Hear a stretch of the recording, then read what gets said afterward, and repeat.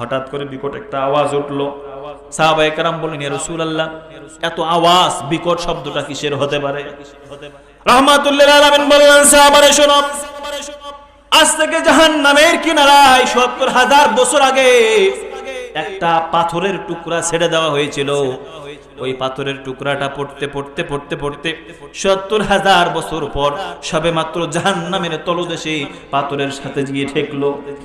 এই জন্য পাথরের সাথে পাথর লেগে এত বিকট আওয়াজ, যে আওয়াজটা আল্লাহ রাব্বুল আলামিন গায়বী ভাবে তোমাদের আমাদের কান পর্যন্ত পৌঁছিয়ে দিলে। এত গভীরতা জাহান্নাম, কালো অন্ধকার আগুন করে আল্লাহ রাব্বুল আলামিন তৈরি করেছেন। প্রিয় ভাইরা আমার, এই জাহান্নামের আগুন সহ্য করার মতো শক্তি তোমারও নাই, আমারও নাই।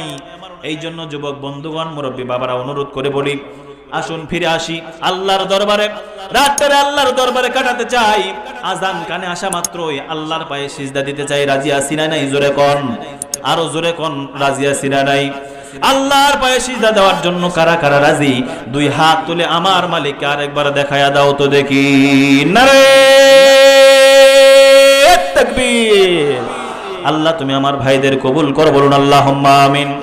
আমার ভাইরা, এই জন্য আল্লাহর বান্দা পৃথিবীর জমিনে যারা হবে তাদের তৃতীয় নম্বরের গুণ হবে সর্ব অবস্থায় আল্লাহর কাছে পানা চাইবে, আল্লাহ এই জাহান্নাম থেকে তুমি আমাকে মুক্তি দাও। জাহান্নাম থেকে আমারে কি দাও? মুক্তি দাও। আল্লাহ এই জাহান্নামের আযাব আমি সহ্য করতে পারবো না।